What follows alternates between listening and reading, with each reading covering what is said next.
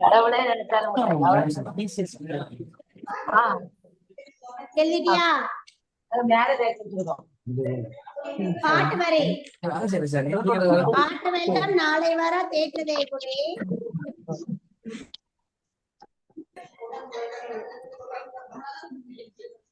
மலையாள மின்னல் ஈழ மின்னல் சூழ மின்னுதே. ஆமா அதுதானே உட்கார்ந்து மீண்டும் கொம்பு சுற்றி காற்றடைக்குதே.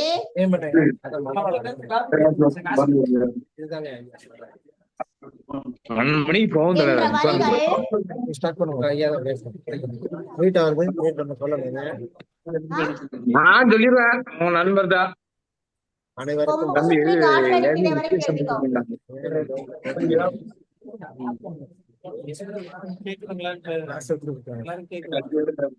வணக்கம்.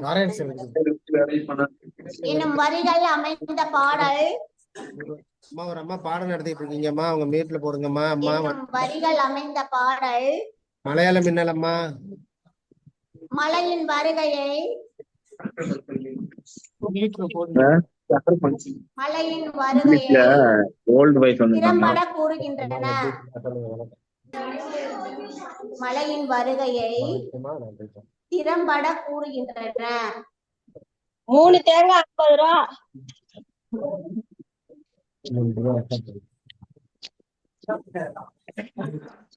அடுத்து பிள்ளை தமிழ். சரி செக் பண்ண என்ன சொன்னேன், கார்த்திகா நீ அழகலாம் மாட்டேன், நீ எப்பயுமே போல்டா இருப்ப. நான் அவன் மனசு ஏதாவது இந்த நியூ இயர்ல எல்லாத்துக்கும் முன்னாடியே நான் வந்து கார் கேட்கலாம்.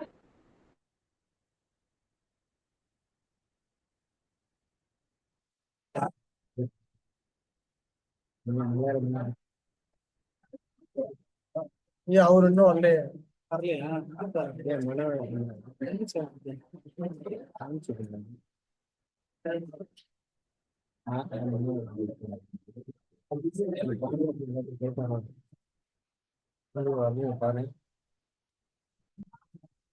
பேசலாங்க ஐயா, எனக்கு வந்துட்டு இல்ல ஐயா சொல்றீங்களா?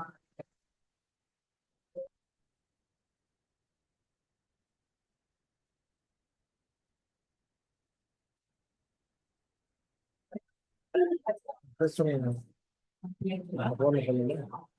நீங்க பேசுவாங்க.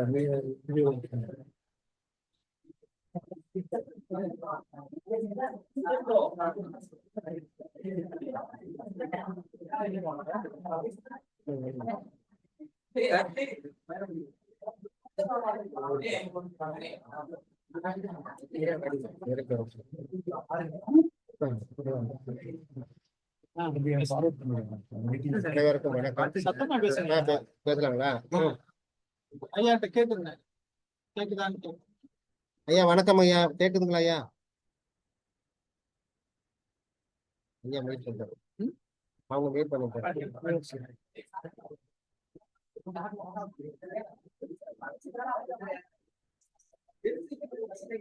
வணக்கம். உலகம் யாவையும் தாம் உல.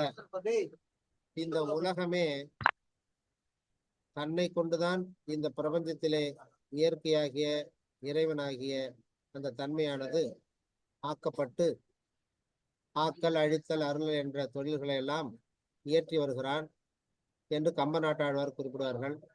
அப்படி இந்த பிரபஞ்சத்தில் இருப்பதெல்லாம் இறைவனே என்ற தனிப்பெரும் தத்துவத்தை உலகமெல்லாம் பரவும் வகை செய்து தொண்டு செய்து வாழ்ந்து சிறந்த பூஜ்ய ஸ்ரீ சுவாமிஜியின் பொன்னார் திருவடிகளை வணங்கி எமது மதிப்பிற்குரிய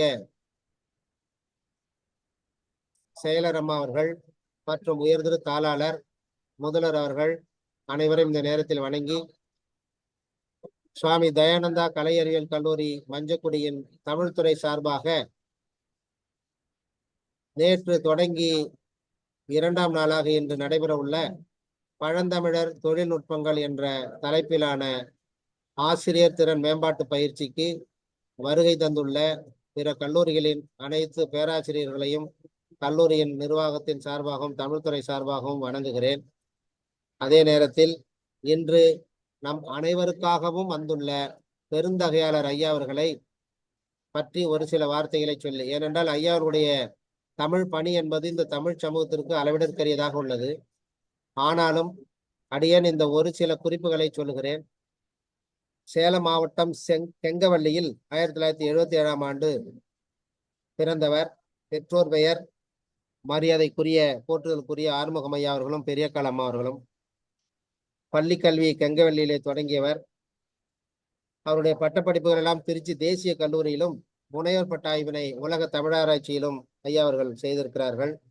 சென்னை அண்ணா பல்கலைக்கழகத்தில் தமிழ் கணினி ஆராய்ச்சியாளராகவும், சென்னை டிஆர்பிசிசி இந்து கல்லூரியில் தமிழ்துறை விரிவுரையாளராகவும், சென்னை எஸ்ஆர்எம் பல்கலைக்கழகத்தில் தமிழ்துறை தலைவராகவும் பணியாற்றியவர். 2011 முதல் சென்னை உலக தமிழாராய்ச்சி நிறுவனத்தின் சமூகவியல், கலை மற்றும் பண்பாட்டு புலத்தில் உதவி பேராசிரியராக பணியாற்றி இப்பொழுது இணை பேராசிரியராக உயர்வு பெற்றுள்ளார்.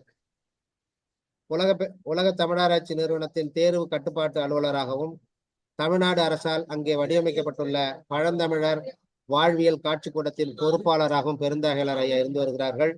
அவருடைய ஆய்வு நூல்கள் பார்த்தல் என்றால் ஏறக்குறைய 16க்கும் மேற்பட்ட ஆய்வு நூல்கள். பண்டை தமிழரின் தொலைநோக்கு பார்வை, சங்க இலக்கியத்தில் மேலாண்மை, தொலைநோக்கு, பழந்தமிழர் தொழில்நுட்பம், தமிழ் செவ்வியல் நூல்களில் அறம், அறிவியல், சமூகம் என்று நிறைய நூல்களை ஐயா அவர்கள் செய்திருக்கிறார்கள். கூடாகும் சுள்ளிகள், புலிச்சாங்குடி என்ற தலைப்பிலான கவிதை தொகுப்புகளை ஐயா வெளியிட்டிருக்கிறார்கள். இந்தி ஆட்சி பணி, உதயனகுமார காவியம் உணர்த்தும் வாழ்வியல் நெறிகள், ஆதி சைவம், தூய தமிழ் காவலர் மறைமலடிகளார் என்று பல நூல்களை பதிப்புகள் செய்திருக்கிறார்கள். ஏறக்குறைய 15 நூல்கள், தமிழர் தடங்கள் என்ற வரைக்கும் 15 நூல்களை பதிப்பு செய்திருக்கிறார்கள். தமிழ்நாடு அரசினுடைய நிதி நல்கையுடன் பழந்தமிழரின் வாழ்வியல் சிறப்புகளை உணர்த்துகிற 10 ஆவணப்படங்களை தமிழிலும் ஆங்கிலத்திலும் ஐயா அவர்கள் தயாரித்திருக்கிறார்கள். அவருடைய ஆய்வு கட்டுரைகள், கணினி தமிழ் தொகுப்புகள். அடுத்ததாக பழந்தமிழர் வாழ்வியல் காட்சிக்கூடம், அதனுடைய உருவாக்க பணியிலே ஐயாவுடைய பொறுப்பு மிகவும் சிறப்புக்குரியது. மேலும் குடியரசுத் தலைவருடைய இளம் ஆய்வறிஞர் விருது, இளம் படைப்பாளி, வாழ்நாள் சாதனையாளர், கவிச்செல்வர், புலியூர் கேசிகன் விருது, நற்றமிழ் செல்வர் விருது, இலக்கிய செம்மல் விருது என்று ஏறக்குறைய 15க்கும் மேற்பட்ட மிகச்சிறந்த ஆளுமை விருதுகளை ஐயா அவர்கள் பெற்றிருக்கிறார்கள். முனைவர் மனவழகன் ஐயா இப்பொழுது இந்த நாளிலே சுவாமி தயானந்தா கல்லூரியின் தமிழ்துறை சார்பாக எங்களுடைய அழைப்பை ஏற்று இங்கு வருகை தந்து அருமையான தலைப்பிலே தமிழர் என்றால் என்னென்று இலக்காரமாக பேசிக் கொண்டிருக்கிற அந்த நிலையெல்லாம் மாற்றுகின்ற வகையில் அவருடைய உழைப்பை இங்கு நமக்காக இறைக்க தயாராக வந்திருக்கிறார்கள். ஐயா அவர்களை கல்லூரி நிர்வாகம் சார்பாகவும் தமிழ்துறை சார்பாகவும் அவருடைய உரையை கேட்டு வந்துள்ள அனைத்து கல்லூரியுடைய மதிப்புமிகு பேராசிரியர் பெருமக்கள் சார்பாகவும் பணிவோடு வணங்கி வரவேற்பதில் மகிழ்ச்சி அடைகிறேன். நன்றி, வணக்கம். ஐயா அவர்கள் தொடங்கி இந்த உரையை செய்யும். நன்றி ஐயா, ரொம்ப மகிழ்ச்சிங்க. கேக்குதுங்களா நான் பேசுறது? கேக்குதுங்க ஐயா. தயவு செய்து அனைத்து பேராசிரியர்களும் ஐயா அவர்கள் உரையை கவனமாக கேளுங்கள். இடையில பேசாமல் இருப்பது மிகச்சிறந்தது. நன்றி நன்றி நன்றி. எல்லாரும் மைக்க மியூட் பண்ணிடுங்க, ஐயா மட்டும் பேச. திங்களோடும் செழும்பருதி தன்னோடும் விண்ணோடும் உடுக்களோடும் மங்குல் கடல் இவற்றோடும் பிறந்த பிறந்தோம்.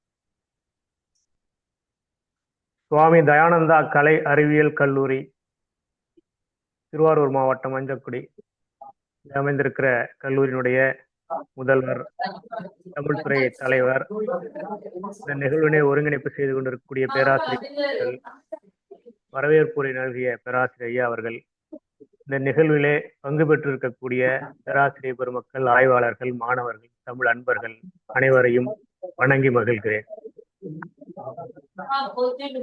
என்னுடைய ஒலி கேக்குதுங்களா? அப்படி தொடரலாம் இல்லையா? சரி. அந்த என்னுடைய அந்த பவர் பாயிண்ட் வந்து ஷேர் பண்ற பாக்குறேன், உங்களுக்கு அதுதான் பாருங்க. சரி.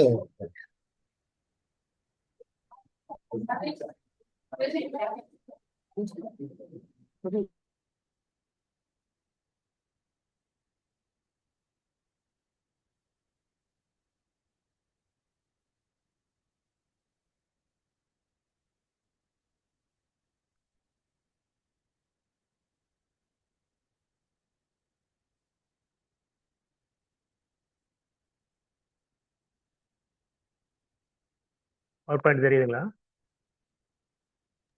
ஐயா தெரியுதுங்க ஐயா, தெரியுது சார், நல்லா சரியாவே இருக்கு. நீங்க தொடர்ந்து அப்படியே பண்ணுங்க, அடுத்தடுத்த ஸ்லைடு சொல்லி நீங்க பேசுங்க.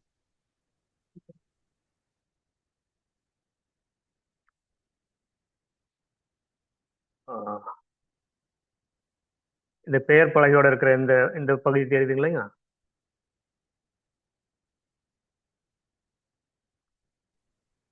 ஆமாங்க ஐயா, ஆமா ஆமா. அதாவது நமக்கு இன்னைக்கு வந்து பார்க்கக்கூடிய பகுதி வந்து பழந்தமிழருடைய தொழில்நுட்பங்கள் அப்படிங்கிற பகுதி இன்னைக்கு நம்ம பார்க்க இருக்கிறோம். அது தொடர்ந்து நீங்க நேரத்துல இருந்து தொடர்ந்து நடக்குது, தொடர்ந்து இருக்கு. இது 2-3 நாட்கள் கழித்திருக்கீங்க, மிக மகிழ்ச்சியான விஷயம்.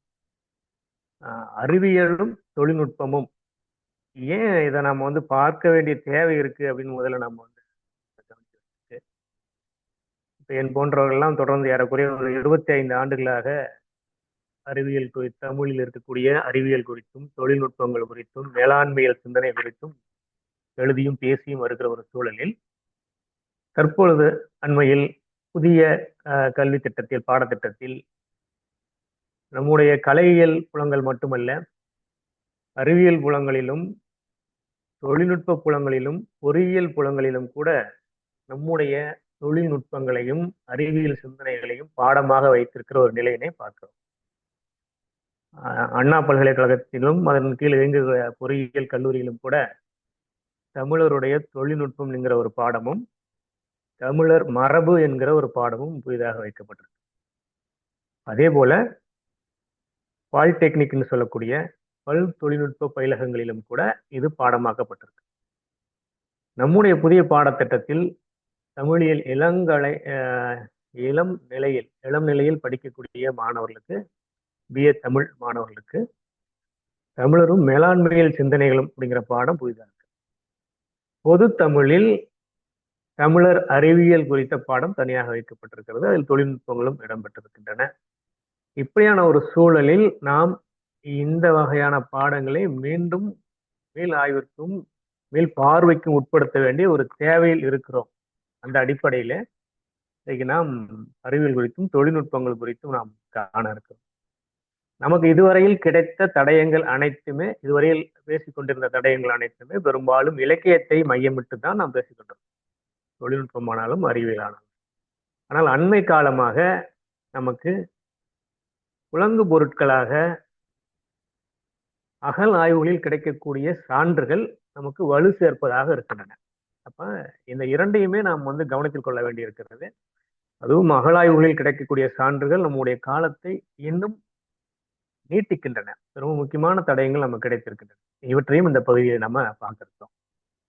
அறிவியல் என்றால் என்ன அப்படின்னா, அறிவியல் என்பது ஒன்றை பற்றி அறிந்து கொள்வது, அவ்வளவுதான்.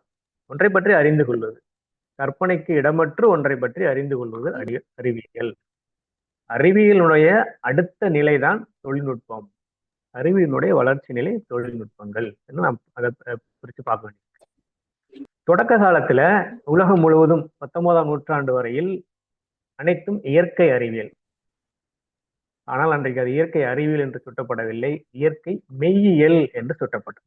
இயற்கை மெய்யியல், இயற்கையில் இருக்கக்கூடிய உண்மைகளை கண்டு அடைதல் இயற்கை அறிவியல். குறிப்பாக இந்த உலகத்தை பற்றிய தெளிவை ஏற்படுத்துதல், அங்கதான் தொடங்குகிறது அறிவியல். உலகம் பருப்பொருட்களால் ஆனது, உலகம் முதல் அறிவியல். நாமும் அதை சொல்லி இருக்கிறோம், உலகம் பருப்பொருட்களால் ஆனது. நாம் சொல்லுவது உலகம் ஐம்பெரும் பொருட்களால் ஆனது. அதான் நம்முடைய முதல் அறிவியல், முதல் மெய்யியல். உலகம் முழுவதும் 19ஆம் நூற்றாண்டு வரையில் இந்த மெய்யியல் தான் அடிப்படையாக இருந்திருக்கிறது. இது உலகத்தை பற்றிய, உலகத்தின் இயக்கத்தை பற்றிய, உலகத்தினுடைய பருப்பொருட்கள் பற்றிய, அதன் அமைப்பு பற்றிய ஆய்வுகளாகத்தான் இந்த அறிவியல் என்பது இருந்திருக்கிறது. 20ஆம் நூற்றாண்டுக்கு பிறகுதான் இன்றைக்கு நாம் பிரித்து பார்க்கிற பல்வேறு அறிவியல் துறைகள் வளர்கின்றன, 20ஆம் நூற்றாண்டுக்கு பிறகாக.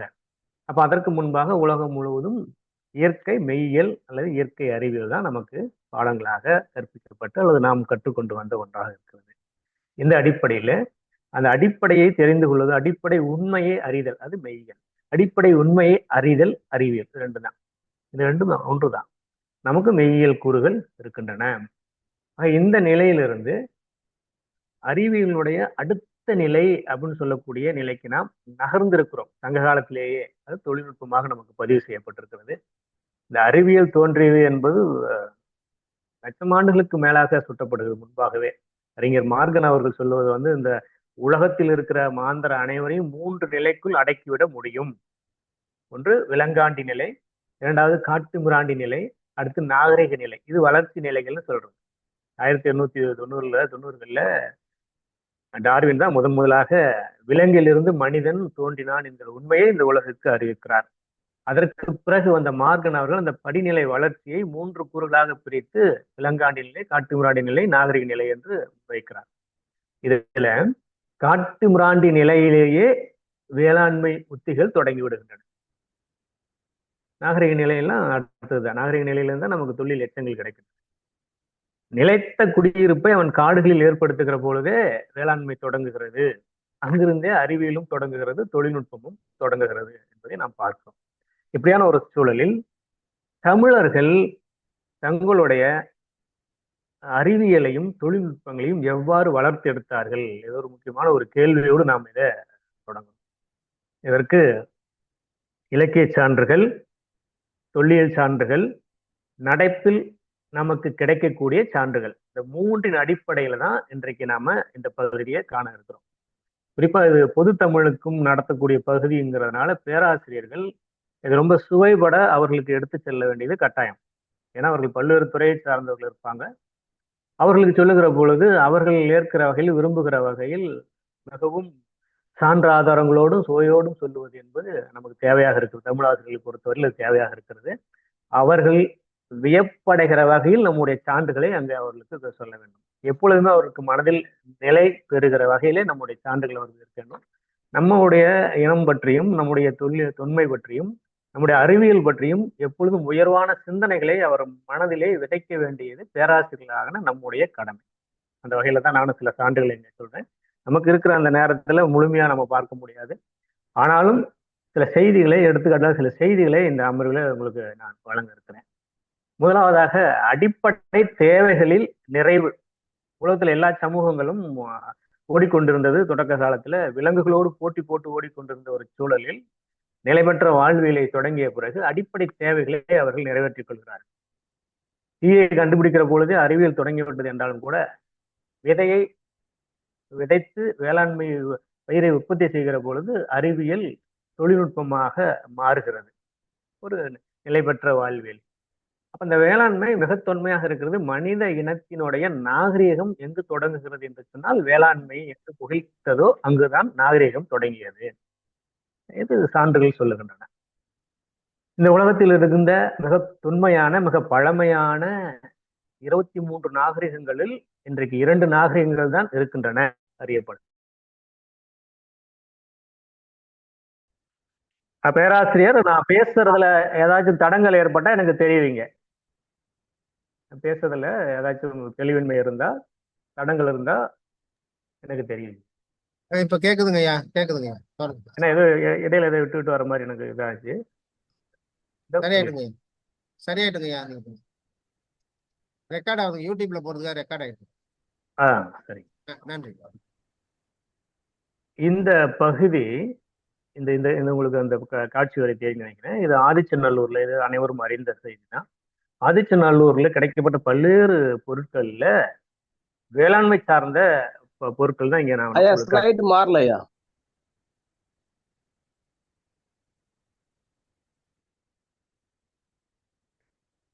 மாறி இருக்குங்களா இல்லைங்களா?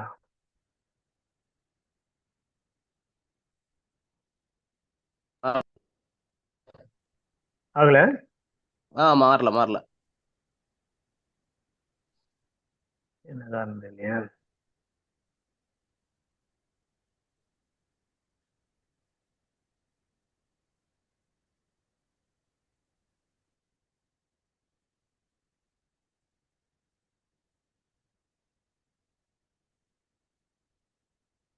எனக்கு இங்க மாறின மாதிரி தான் காட்டுது.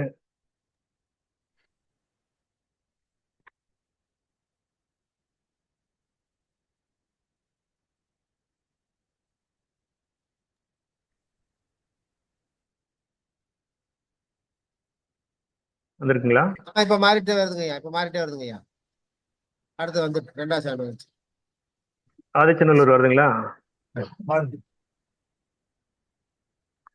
சரி, இது வந்து ஆதிச்சநல்லூர்ல நமக்கு கிடைத்த பொருட்கள். இதுல உங்களுக்கு வந்து அந்த அந்த களையத்தில் இருக்கக்கூடிய பயிர் குறியீடு, அங்கு கிடைத்த நெல் தானியத்தோடைய அந்த உமி, வேளாண்மை புழங்கு பொருட்களான அறிவாள், இதெல்லாம் நமக்கு ஆதிச்சநல்லூர் கிடைச்சது. இது வந்து கிமு 9ஆம் நூற்றாண்டை சார்ந்தது அப்படின்னு கண்டறியப்பட்டிருக்கு. இது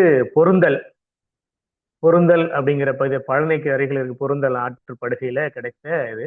ஐயா கே ராஜன் அவர்கள் பாண்டிச்சேரி பல்கலைக்கழகத்தை சேர்ந்த பேராசிரியர், அவர் மூலமாக கண்டறியப்பட்டது. இதுல ஏறக்குறைய 2 கிலோ அளவிற்கு நெல்லுடைய பாதுகாக்கப்பட்ட நெல் அது உண்மையாக மாறி இருக்கு. அது கிடைச்சத தகவல், அதோடைய படங்கள் இவை. இது ஏறக்குறைய கிறிஸ்து பிறப்பதற்கு 4 நூற்றாண்டுகளுக்கு முன்பானது அப்படின்னு இது அறியப்பட்டிருக்கு. இதெல்லாம் நமக்கு தொல்லியல்ல கிடைத்த வேளாண்மை குறித்த சான்றுகள். நமக்கு இலக்கியத்துல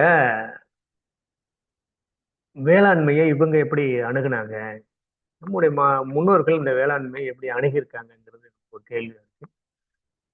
இந்த நாட்டினுடைய வளத்திற்கும் வளமைக்கும் நல்ல ஆட்சிக்கும் வீரர்கள் போர்க்கள வெற்றிக்கும் அடிப்படையாக அமைவது உழவர்கள் விளைவித்த நெல்லின் பயனே. இதுதான் இவர்களுடைய புரிதல், முழுமையான புரிதல். அப்ப இந்த வேளாண்மையை இவர்கள் மிக முக்கியத்துவம் வாய்ந்த ஒரு இடத்தில் வைத்ததால் உழவு போற்றப்பட்டது அப்படிங்கிறத நாம தெரிஞ்சுக்கிறோம். வேள் என்றால் மண், வேளாண் என்றால் உதவி, வேளாண்மை என்றால் மண்ணை ஆளுதல் அப்படின்னு நமக்கு மகராதிகள் விளக்கம் தருகிறது. சுழன்றும் ஏற்பின்னல்லது உலகம், அதனால் உழந்தும் உழவே தலை. இப்போ குறள் நமக்கு சொல்லக்கூடிய செய்தியாக இருக்கிறது.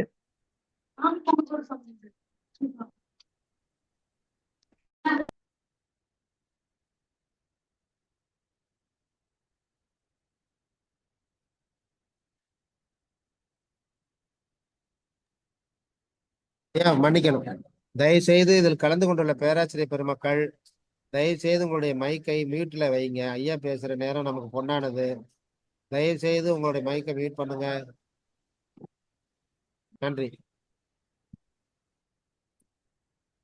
அடிக்கடி இது ஆயிடுது வேற.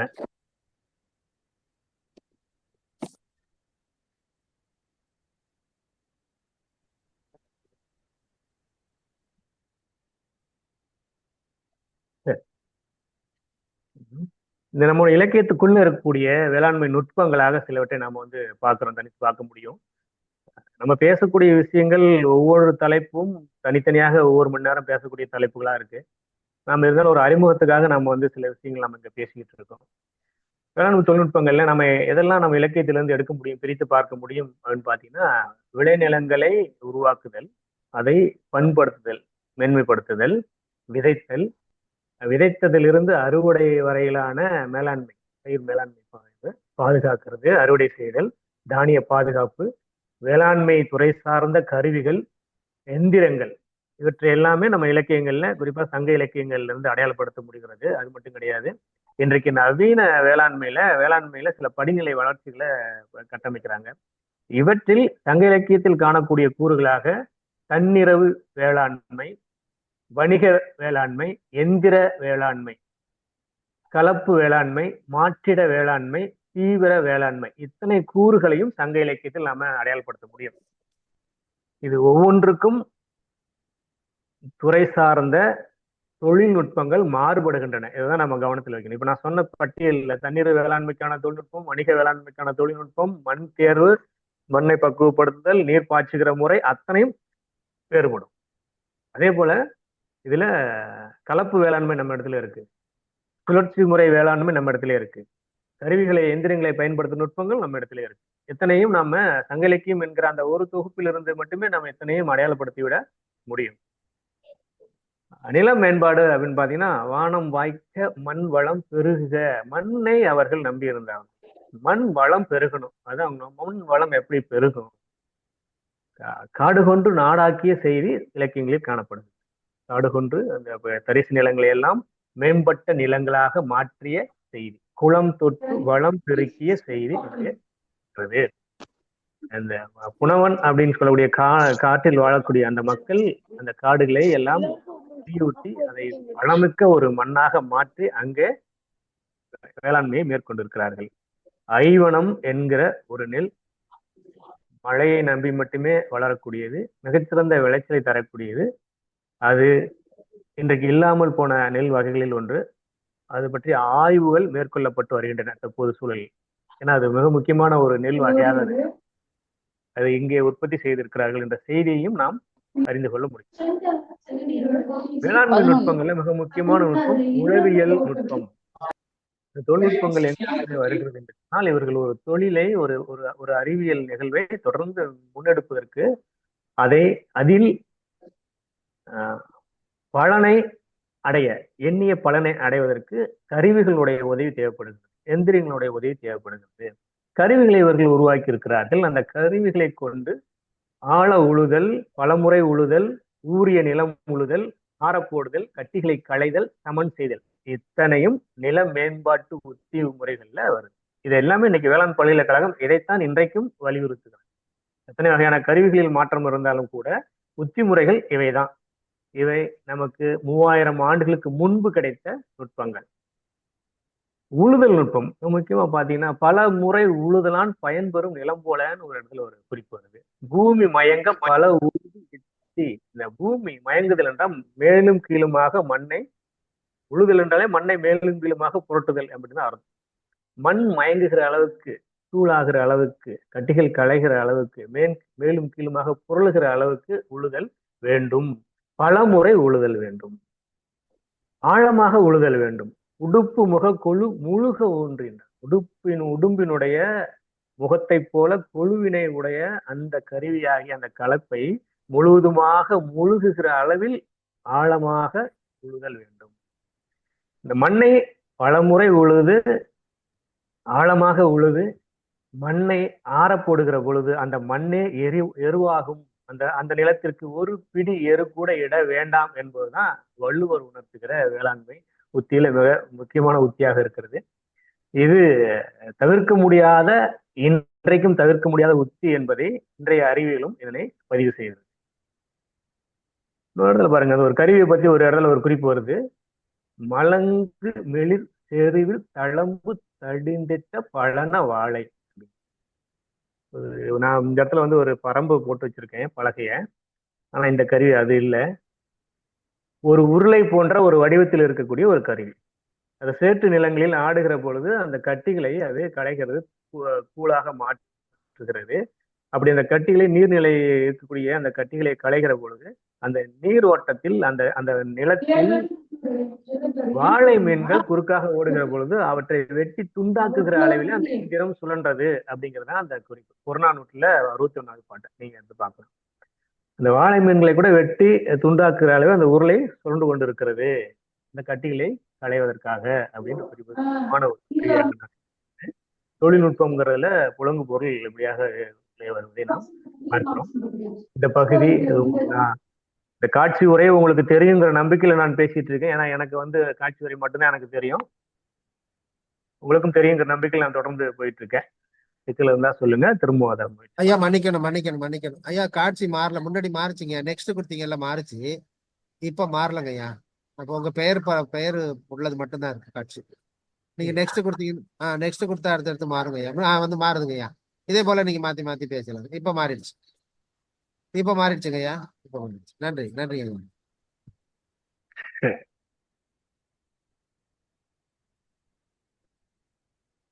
இது புலங்கு பொருட்கள், நமக்கு தொல்லியல்ல கிடைத்த புலங்கு பொருட்கள்.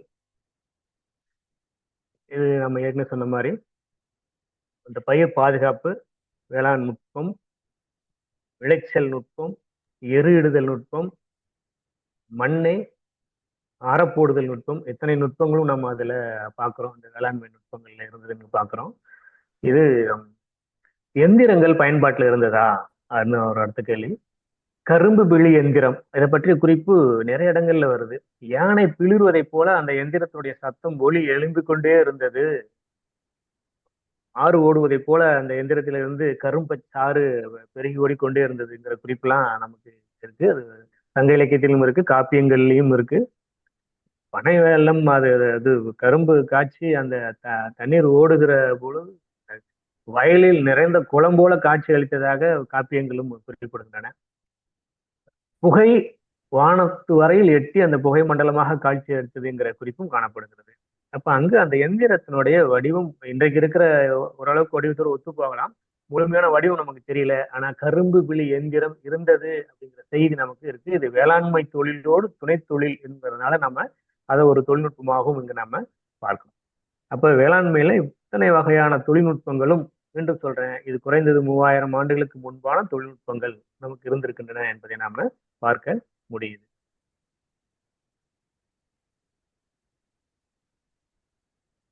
அடுத்து பாத்தீங்கன்னா உங்களுக்கு நெசவு தொழில்நுட்பம், உணவு அடிப்படை தேவைகள்ல உணவுக்கு அப்புறம் உடை என்பதால அடுத்து நம்ம பார்க்கிறோம். உடை குறித்தான தொழில்நுட்பம் மிக முக்கியமான தொழில்நுட்பமாக நமக்கு அறியப்படுகிறது. இது குறித்து நாங்க ஒரு 15 நிமிடத்துக்கான ஒரு ஆவணப்படமும் நான் ஒண்ணு எடுத்திருக்கேன். வகைகள், எப்படியான வகைகள்ல உடைகள் இருந்தது அப்படின்னு பாத்தீங்க அப்படின்னா, உடைகள் பருத்தியிலும் பட்டிலும் நெய்வதற்கான குறிப்புகள் இருக்கு. அப்புறம் மயிர் ஆணிரைகளுடைய மயிரில் அதுல உருவாக்கின உடைகள் இருக்கு, அறியப்படுகிறது. மரப்பட்டைகளும் நமக்கு உடைகளாக மாறி இருக்கின்றன. மரப்பட்டைனா அப்படியே பட்டை உரிச்சு நம்ம உடுத்தினாங்கன்ற மாதிரி எல்லாம் கற்பனை பண்ண வேண்டாம். அதை பக்குவப்படுத்துகிற முறையும் இருக்கிறது. தலையாடை, பெண்களுக்கு பரிசாக தலையாடையை அணி செய்யப்பட்ட தலையாடையை வழங்கினான்கிற குறிப்பும் நமக்கு இருக்கு. இதெல்லாம் இருந்தாலும் கூட பருத்தி பட்டு என்கிற இந்த 2 நிலைகள் ரொம்ப உச்சமாக இருந்திருக்கிறது தொழில்நுட்பத்துல. இந்த உடைகளை பார்த்தீங்க அப்படின்னா, ஆண்களுக்கான உடைகள் இருக்கு, பெண்களுக்கான உடைகள் இருக்கு, சிறுவர்களுக்கான உடைகள் இருக்கு, பணியாளர்களுக்கான உடைகள் இருக்கு, போர்க்கலை வீரர்களுக்கான சீருடைகள் இருக்கின்றன. அத்தனை வகையான வேறுபட்ட தன்மைகளான உடைகள் நமக்கு இருந்திருக்கின்றன. பருவநிலைக்கு ஏற்ற உடைகள், காலத்திற்கு ஏற்ற உடைகள், பகல் இரவு, அது போல இத்தனை உடைகளும் இருந்திருக்கின்றன. தன்மைகள்ல பாத்தீங்க அப்படின்னா உடைகளும் இருக்கு, அது மெத்தைகள் இருக்கு, போர்வைகள் இருக்கு, கம்பளம், திரைச்சீலையாக வேறு வேறு தன்மைகள்லையும் இங்க துணிகள் நெய்யப்பட்டிருக்கின்றன. முருகியல் உணர்வு, உடையில முருகியல் உணர்வு, அழகியல் என்கிற விதத்துல வண்ணம் ஏற்றுதல், பல்வேறு வகையான வண்ணம் ஏற்றுதல்ங்கிற குறிப்பு நமக்கு கிடைக்கிறது. அதுல பூ வேலைப்பாடுகள் செய்வதற்கான குறிப்பு நமக்கு கிடைக்கிறது. உண்மையான மிக மிக நுட்பமாக இருந்தன என்பதற்கான குறிப்புகள்லாம் நமக்கு கிடைக்கிறது. இதை பாத்தீங்கன்னா ஒரு உடை இருக்கிறதுன்னு சொன்னா அந்த உடையை ஒரு இடத்துல ஒரு குறிப்பு சொல்றாங்க. மூங்கிலை பிளந்தால் அந்த மூங்கிலுக்குள் இருக்கிற அந்த வெண்மையான ஒரு மென்மையான ஒரு தோல் இருக்கும் உள்ள, அதை போன்ற ஆடைகள் இருந்தன. அறவுரையான ஆடை, பாம்பினுடைய மேலாடை போல, அதோட சட்டத்தை போல, தோலை போல ஆடைகள் இருந்தன. மேகம் போன்ற ஆடைகள் வடிவமைக்கப்பட்டிருந்தன. பாலாடை மேலாடை, பாலாடை போன்ற ஆடைகள் இருந்தன. அருவியினுடைய சாரலை போன்ற ஆடைகள் இங்க வடிவமைக்கப்பட்டிருந்தன. நோக்கு நுழைகள்லான்றான், பார்த்தா அந்த கன்னிகள் கூட, இலையுடைய கன்னிகள் கூட தெரியாத அளவுக்கு உண்மையாக வடிவமைக்கப்பட்ட ஆடைகள் இங்க இருந்தன என்கிற குறிப்புகள் இருக்கிறது. ரோம் நகரத்தை, அதனுடைய அரண்மனையை அலங்கரித்தது இங்கிருந்து ஏற்றுமதியான துணிகள், திரைச்சீலைகள் என்பது வரலாற்று குறிப்பு. எகிப்தினுடைய அந்த இறந்த உடல்களை பதப்படுத்தக்கூடிய இந்த துணி வகைகள் இங்கிருந்து சென்றவை என்பதும் நமக்கு குறிப்புகளாக இருக்கின்றன. எங்கிருந்து சீனா வரையிலுமாகவும் அதற்கு மேல் பகுதிக்கு தரை வழியாகவும் போக்குவரத்துக்கு இருந்த பகுதி சில்க் ரோடுன்னு சொல்லக்கூடிய பட்டுப்பாதை. அது நம்முடைய தமிழகத்தில் தான் இங்கு சேர்ந்தது, கடல் வழியாக அது சென்றது. பட்டும் பருத்தியும் இங்கிருந்து ஏற்றுமதி இறக்குமதி செய்யப்பட்டன என்பது வரலாற்று குறிப்பு. இத்தனையும் நமக்கு இங்கு இருக்கின்றன. ஊரை சுற்றி பருத்தி பயிரிடப்பட்டிருந்தது. பருத்தி பயிர்கள் இங்கு வேலியாக இருந்தன என்பதை பருத்தி வேலி சீரு புறநானூறு நமக்கு காட்டுது. அந்த பருத்தியிலிருந்து, அந்த செடியிலிருந்து அந்த பருத்திகள் கொண்டு இல்லத்திலே முற்றத்திலே குமித்து வைத்திருந்தார்கள் என்கிற செய்தியை புறநானூறு 66வது பாடல் நமக்கு காட்டுது. பெண்கள் அந்த பருத்தியில் இருக்கக்கூடிய செற்றை, தூசு இவற்றையெல்லாம் நீக்கி பதப்படுத்தினார்கள், அதுல இருந்து நூல் நூற்றார்கள் என்ற செய்தியை புறநானூறு 125 நமக்கு காட்டுது. அப்படி அந்த தொழிலில் ஈடுபட்ட பெண்கள் பருத்தி பெண்டிர் அப்படின்னு அழைக்கப்பட்டனர்.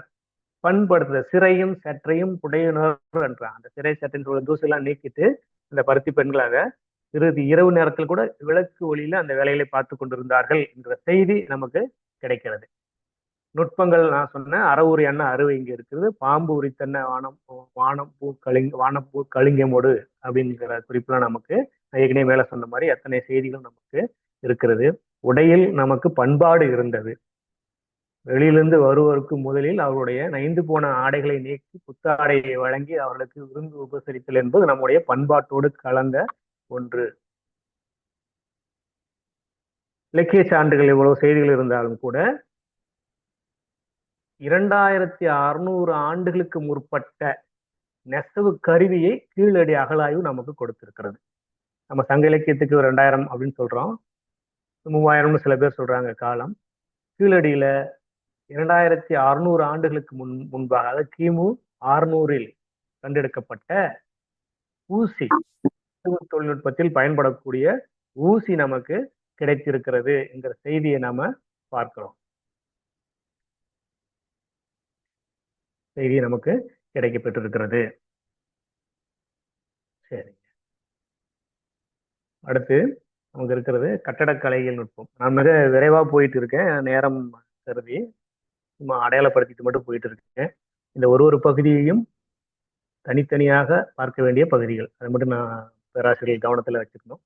அதனால இந்த செய்தி இல்லையே அந்த செய்தி இல்லையே அப்படிங்கிறத விட இது பொதுவாக மாணவர்களுக்கு நம்ம கொண்டு போய் அடையாளப்படுத்துறதுக்கான செய்திகளாக மட்டும் நான் சில விஷயங்களே இங்க உங்களுக்கு சொல்லிக்கிட்டு இருக்கேன்.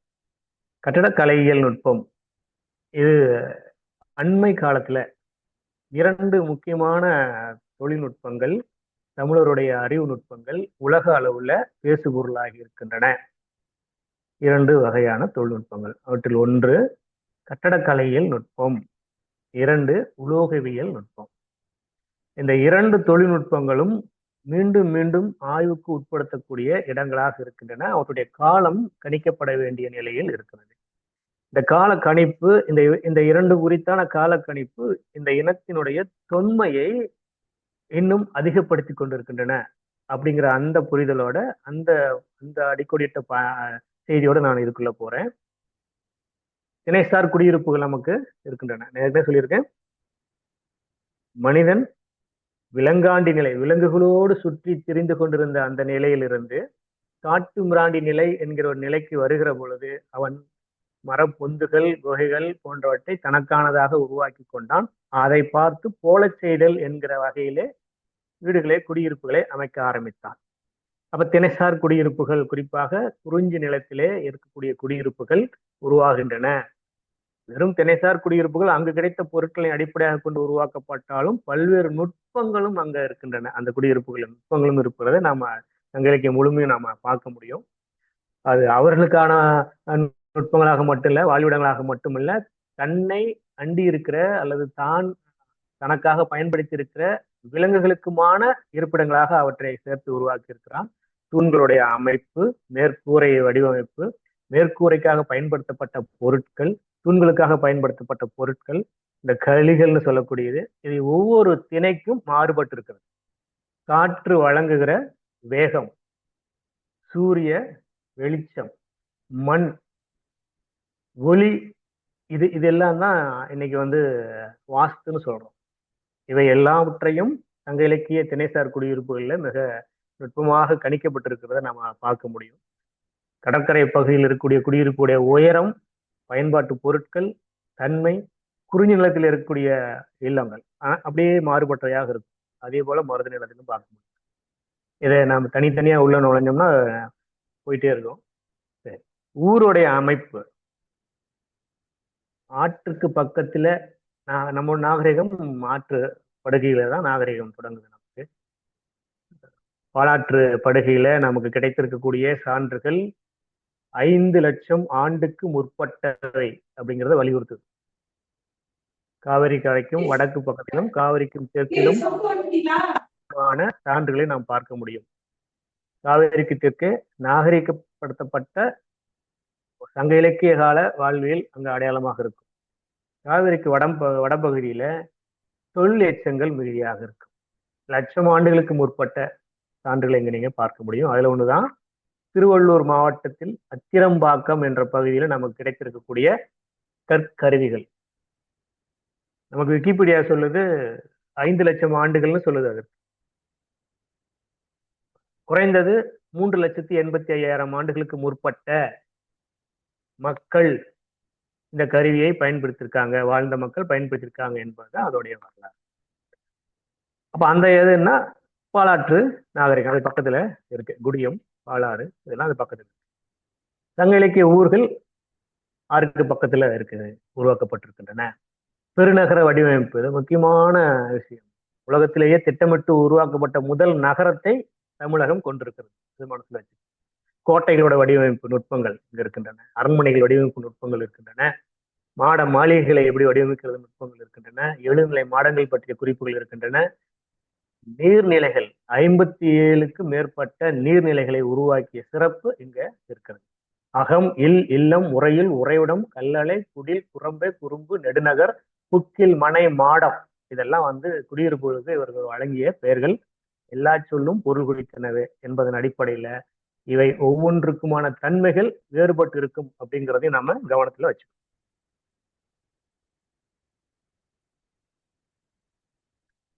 இதுல நான் ஏற்கனவே சொன்ன மாதிரி சில விஷயங்களை உங்களுக்கு சொல்லிட்டு போறேன். நிழல் விழா நேரம், 0 ரேடோ டைம் அப்படின்னு இன்னைக்கு நாம ஒரு விஷயத்த நம்ம பேசிட்டு இருக்கோம். இன்னைக்கு அறிவியல் அதை பத்தி பேசிக்கிட்டு இருக்கு.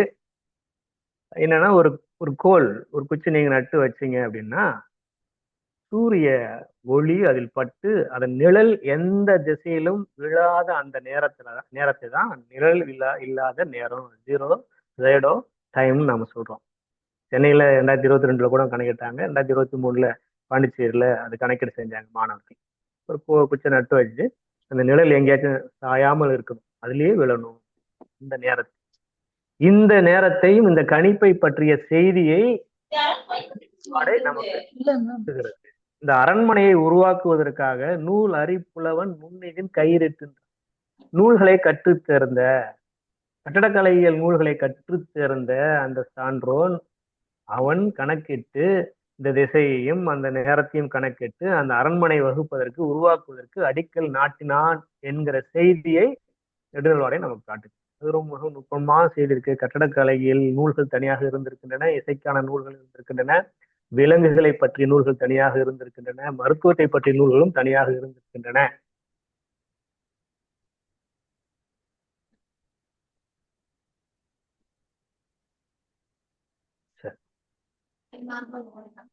இது நகர வடிவமைப்பு எப்படி இருந்தது? 2-4 நகரங்கள் பற்றிய குறிப்பு இன்னும் தொடர்ந்து ஆய்வுக்கு உட்படுத்தப்படக்கூடிய நகரங்களா இருக்கின்றன. மதுரை, காஞ்சி, நம்முடைய புகார், உரந்தை இதையெல்லாம் மிக பழமையான நகரங்களா நமக்கு அறியப்படுகிறது. இதுல காஞ்சிபுரத்தையும் மதுரையையும் பற்றி குறிப்பிடுகிற பொழுது இரண்டும் தாமரை மொட்டினுடைய வடிவத்தில் இருந்ததாக நமக்கு குறிப்பு சொல்லுது. இந்த படம் உங்களுக்கு தெரியுங்கிற நம்பிக்கையில நான் சொல்லிட்டு இருக்கேன். அதை பார்த்தீங்கன்னா உங்களுக்கு தெரியும். ஒரு தாமரை மலர் போல அந்த நகரம் உருவாக்கப்பட்டிருக்கிறது.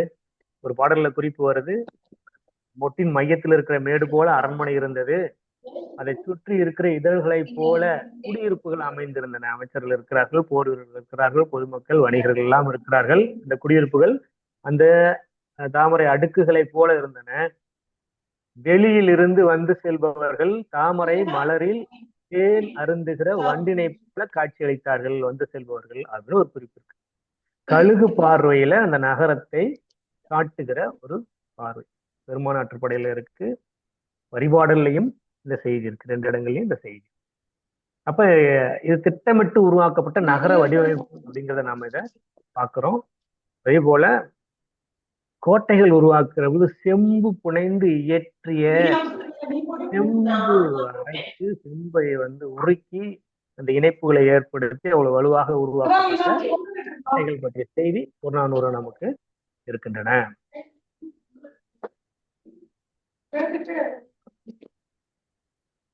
கட்டடக்கலையில நமக்கு தொல்லியல் சான்றுகளாக கிடைத்திருக்கக்கூடிய பகுதி ஒரு முக்கியமான பகுதி இது. இதை பற்றிய விவாதங்களும் போயிட்டு இருக்கு. பூம்புகார் சதாசிவ பண்டாரத்தார் அவர்கள் சொல்லுவாங்க, குறிப்புல சொல்லியிருக்காங்க, இன்றைக்கு இருக்கிற லண்டன் மாநகரை போல 200 மடங்கு சிறப்பு வாய்ந்ததாக இருந்தது புகார் நகரம் 2000 ஆண்டுகளுக்கு முன்பாகவே இன்றைக்கு இருக்கிற லண்டன் மாநகரை விட மிகவும் சிறப்பு வாய்ந்ததாக இருந்ததுன்னு ஒரு குறிப்பு அவங்க சொல்றாங்க. அவர்கள் சொல்றது ஏறக்குறைய 2000 ஆண்டுகள். அது இலக்கிய சான்றுகளின் அடிப்படையில் அவர் ஐயா சொல்றாங்க. இன்றைக்கு பாரத பல்கலைக்கழகமும் மத்திய தொழில் நிறுவனமும் இணைந்து நடத்திய ஆய்வில் புகார் நகரம் 15,000 ஆண்டுகள் பழமையானதாக இருந்திருக்கக்கூடும் அப்படிங்கிற செய்தியை அவர்கள் கண்டறிந்து சொல்லியிருக்காங்க. இது இந்த 2024 வெளிவந்த செய்தி. நீங்க அனைவரும் பேராசிரியர்கள் இதனை பார்த்திருப்பீங்க. அதுக்கான கட்டுமானங்கள் எத்தனை அடி, எத்தனை கிலோமீட்டர் தூரத்துக்கு அது இருந்திருக்கிறது, அகலம் நீளம் அத்தனையும் அவர்கள் குறிப்பு சொல்லுகிறார்கள். இந்த நகர வடிவமைப்புக்கு இணையாக இதுவரையில் உலகில் வேறு துறைமுக பட்டணங்கள் இதுவரையில் கண்டுபிடிக்கப்படவில்லை. ஒருத்தர் நன்மையில கேட்டிருந்தாரு, ஒருத்தர் அப்படி அப்படின்னா இது யாரோடைய போக்குவரத்துக்காக இருந்தது? அதில் பல அடுக்கு நிலைகள் இருக்கின்றன. உள்ளூர் பயணம்னு ஒன்று இருக்கு. தங்களுடைய மீன் பிடிப்பதற்கு தங்கள் உள்நாட்டு எல்லைகளை, கடல்வழி எல்லைகளை விரிவுபடுத்துவதற்கு இவர்கள் உருவாக்குனதுன்னு ஒன்று இருக்கு. அதுக்கப்புறம் தான் வணிகம் அப்படிங்கிறதெல்லாம், வெளி வணிகம்ங்கிறதெல்லாம். ஆக இது உள்நாட்டு துறைமுகமாக இது இருந்திருக்கலாம் அப்படின்னு சொல்றாங்க, செய்திருக்காங்க. இது மேலும் ஆய்வுக்குரியதா இருக்கு. இந்த ஆண்டு 15,000 ஆண்டுகள்ங்கிறத வேணா முன்பின்னா இருக்கலாம். ஆனா இந்த பழமைக்கு நிகராக, தொன்மைக்கு நிகராக வேறொன்று இதுவரையில் கண்டறியப்படவில்லை.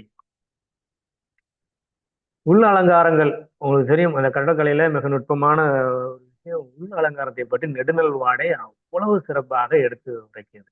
இந்த அரசை படுத்திருக்காங்க அந்த பெண்மணி. அவங்க மேல பார்க்கும்போது அந்த விதானத்துல ஒரு ஓவியம் வரையப்பட்டு இருக்கிறது. அந்த ஓவியம் பாத்தீங்கன்னா ஆடு தலையாக விண் ஊர்வு திரிதரு வீங்கு சிலல் மண்டிலத்துன்னு ஒரு குறிப்பு வருது. அங்க ஒரு ரோகிணியும் நிலவும் அருகருகே இருக்கிறது. அதுக்கு பக்கத்துல 12 ராசிகள்னு இன்னைக்கு நாம சொல்லக்கூடிய ராசிகளுடைய படங்கள் அங்க வரையப்பட்டிருக்கிறது. மேட ராசி ஆடு தலையாக, ஆட்டினுடைய தலையை போல இருக்கக்கூடிய நட்சத்திரமான மேட ராசியை முதலாவதாக கொண்டு இருக்கக்கூடிய மண்டிலம். மண்டிலம்ங்கிறதே ஆராய்ச்சிக்குரிய சொல்லுன்னு தேவநாய பாவனர் குறிப்பிடுறார். நீள்வட்ட வடிவத்துக்கு பேர் தான் மண்டிலம்னு அவரு சொல்றார், நிரூபிக்கிறார். அந்த சொல்லு இங்கேயும் வந்துட்டு இருக்கிறது.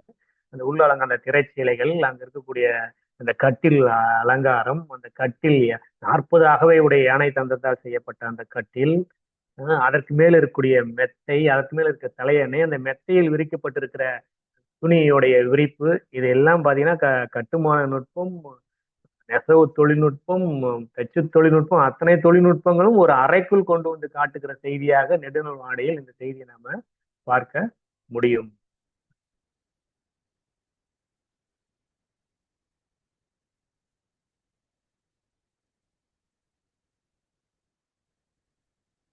இது கீழடியோடைய நமக்கு கிடைச்சிருக்கு. நமக்கு வந்து சங்க இலக்கியங்கள்ல இருக்கக்கூடிய செய்திகளாக இருக்கக்கூடிய எல்லாவற்றையும் காட்சிகளாக பார்க்கக்கூடிய இடமாக கீழடி இருக்கு.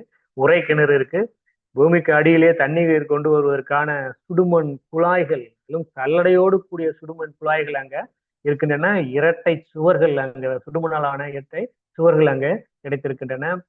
விளையாட்டுகளுக்கான பொருள் கிடைத்திருக்கின்றன. ஆபரணங்கள் கிடைத்திருக்கின்றன. பல்வேறு நிலைகளிலே நம்மை நிறுவுவதற்கான சான்றுகளே இந்த இலக்கியங்கள் எங்க சொல்லுகிற சான்றுகளே கீழடி நமக்கு சுட்டுகிறது. 2600 ஆண்டுகளுக்கு பழமையானது என்பதை நாம் இங்க பார்க்கிறோம். இது உங்களுக்கு பொற்பனை கோட்டை. இது அதிகம் பேசப்படாத ஆனா மிக முக்கியமான சான்றுகளே பொற்பனை கோட்டை, புதுக்கோட்டை பக்கத்துல கொடுக்கக்கூடியது. இது 2 வகையான சான்றுகளை நமக்கு மிக முக்கியமாக கொடுத்திருக்கு. சங்க காலத்து கட்டுமானங்களுக்கான தடயங்கள், வீடுகள் இருந்ததற்கான தடயங்களை ஒன்று கொடுக்குது. 2வது தங்கத்தினாலான அணிகலன்கள், தோடு, 5 இதழ்களை கொண்ட தோடு. அது ஏறக்குறைய 2900 ஆண்டுகளுக்கு முற்பட்ட உலோகவியல் நுட்பத்தினை காணக்கூடிய சான்றுகளையும் இந்த பொற்பனை கோட்டை, புதுக்கோட்டை பக்கத்துல இருக்கிறது, அது நமக்கு வழங்குகிறது.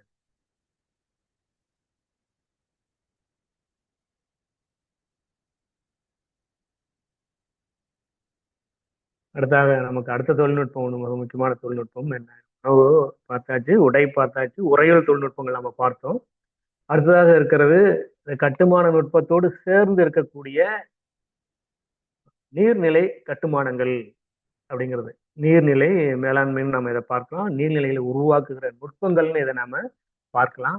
அணைகள் கட்டுமான நுட்பம் நமக்கு இருக்கிறது, ஏரிகளை உருவாக்குற நுட்பம் இருக்குது, கால்வாய்களை வரத்து கால்வாய், போக்கு கால்வாய் இரண்டையும் உருவாக்குற நுட்பம் நமக்கு இதுல இருக்கு. கிணறுகள் வடிவமைக்கிறது, நீரூன் துறைகள், ஊருக்கு பொதுவாக அமைக்கப்படுகிற நீரூன் துறைகள் இங்க இருக்கின்றன. 57 வகையான நீர்நிலைகள் இருந்ததாக சான்றோர்களுடைய குறிப்புகள் நமக்கு இருக்கின்றன. நீரும் நிலனும் புணரியோர் ஈண்டு உடம்பும் உயிரும் படைத்திசினோரே, உடம்புலவியனார் பாடுறார் புறநானூற்றில். இதற்கு இணையான நீர் மேலாண்மைக்கு இதற்கு இணையான பாடல் வேற எங்கேயும் இல்லை. இந்த உலகத்திலே தண்ணீரையும் மண்ணையும் ஒன்றாக சேர்த்தல், இணைத்தல் என்பது இந்த உடம்பையும் உயிரையும் ஒன்றாக இணைத்தலுக்கு சமமானது. இதை கட்டாயம் செய்யணும், பேரரசர்கள் செய்யணும். இந்த உலகத்தில் வாழ்ந்து மறைந்தவர்கள் பல்லாயிரக்கணக்கானோர். இறந்த பிறகும் பெயர் நிலைத்திருக்க வேண்டும் என்று சொன்னால் எங்கெல்லாம் பள்ளமான இடங்கள் இருக்கிறதோ அங்கெல்லாம் நீரினை நிரப்ப வேண்டும்னு பாடுறார் புலவர். அது அறிவுறுத்தல் நம்ம சொல்றோம். அவன் அறிவுறுத்தலின்படியே பேரரசர்கள் பல்வேறு நீர்நிலைகளை இங்கே உருவாக்கிய செய்திகளை பார்க்கிறோம். அதில் ஒன்றுதான் காடு கொன்று நாடாக்கி குளம் தொட்டு வளம்பெருக்கி பிறங்கு நிலை மாடத்து உறந்தை போக்கிய கோயிலோடு குடி நிறுத்தி. இத்தனை வேலைப்பாடுகளும் பேரரசர்களால் மேற்கொள்ளப்பட்டன. அவற்றில் முக்கியமானது நீர்நிலைகளை உருவாக்குதல், மண்ணை வளப்படுத்தி வேளாண்மைக்கு உகந்ததாக மாற்றுதல் அப்படிங்கிறது.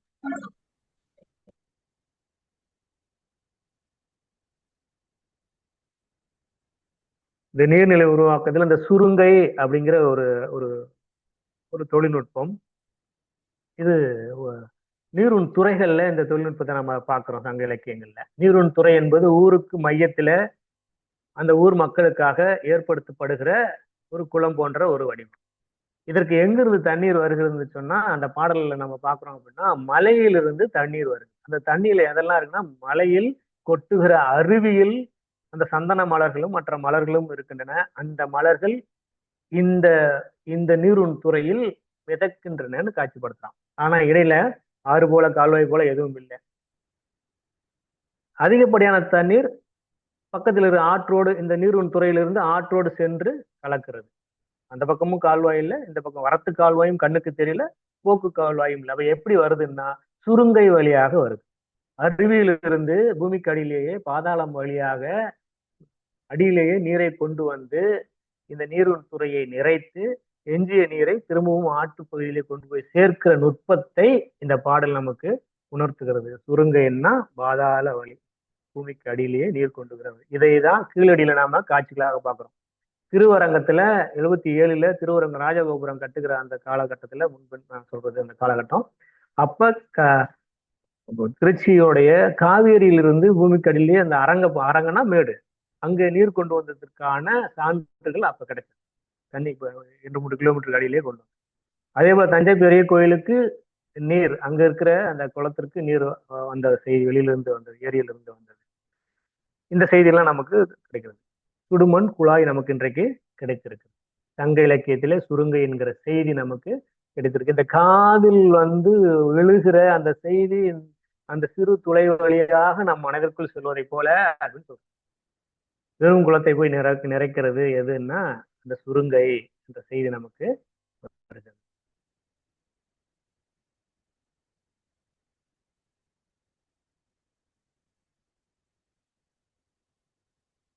இது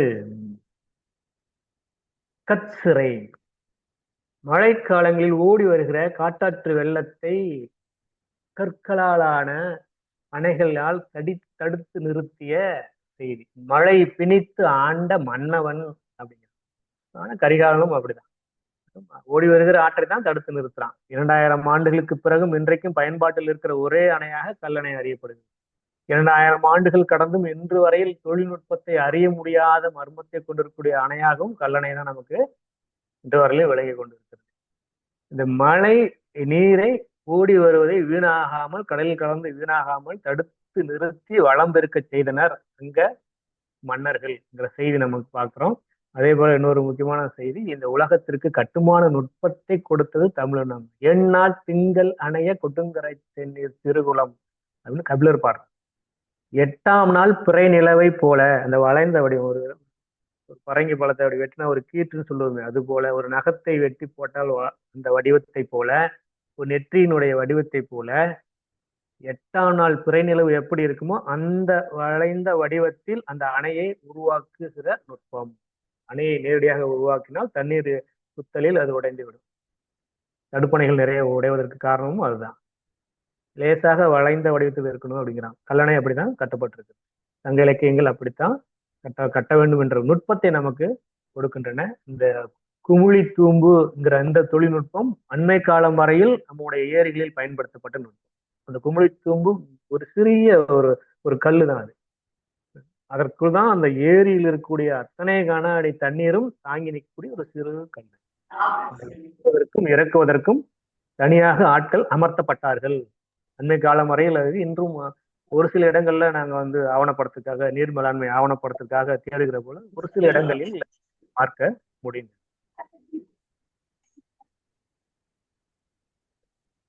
தேற்றாங்கோட்டை நீர் சுத்திகரிப்பிற்கு பயன்படுத்தப்பட்டது. தேற்றாங்கோட்டையை பயன்படுத்தியிருக்காங்க. கூவல்னு சொல்லக்கூடிய அந்த மேட்டு நிலங்கள்ல அந்த நீர் தேக்கங்கள்ல இருக்கக்கூடிய கலங்கலான நீரை கொண்டு வந்து தேற்றாங்கட்டையோடு சேர்த்து அந்த நீரை தெளிய வைத்து பயன்படுத்திய நுட்பம் நமக்கு அறிய வருகிறது. நான் சொன்னது போல ஏறக்குறைய 57 வகையான கட்டுமான நுட்பங்கள் நமக்கு இருந்திருக்கின்றன. நீர்நிலைகள் இருக்கின்றன, பெயர்கள் இருந்திருக்கின்றன. இன்றைக்கு நமக்கு கிடைக்காமல் போனது அந்த நுட்பங்கள் மட்டுமல்ல, இல்லாமல் போனது பெயர்கள் மட்டுமல்ல, தொழில்நுட்பங்கள் தான் அப்படிங்கிறது ஒரு விஷயமாக நான் இங்க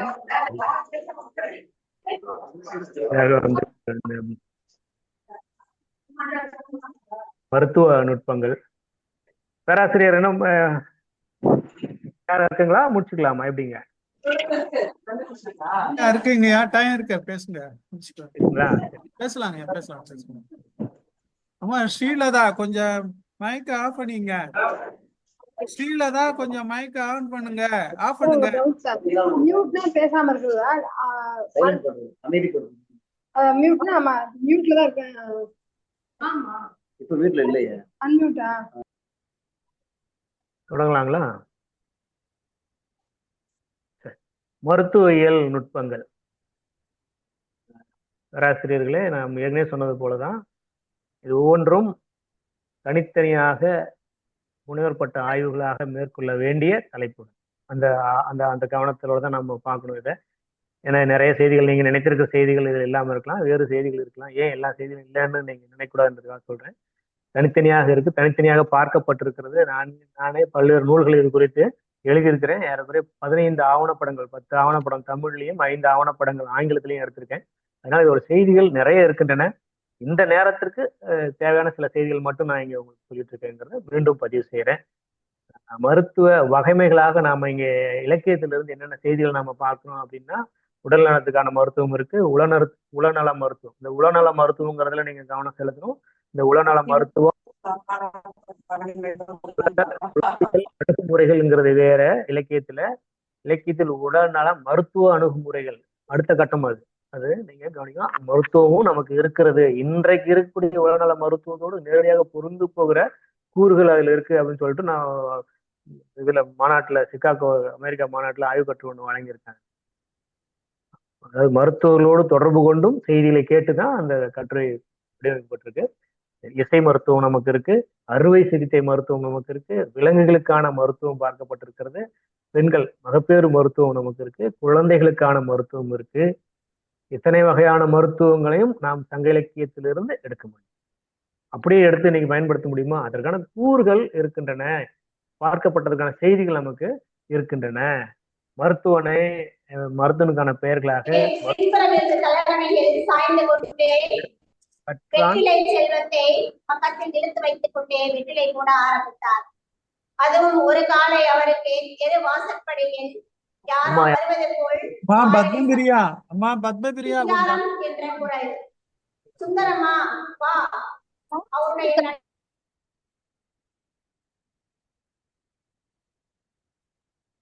என்றார்.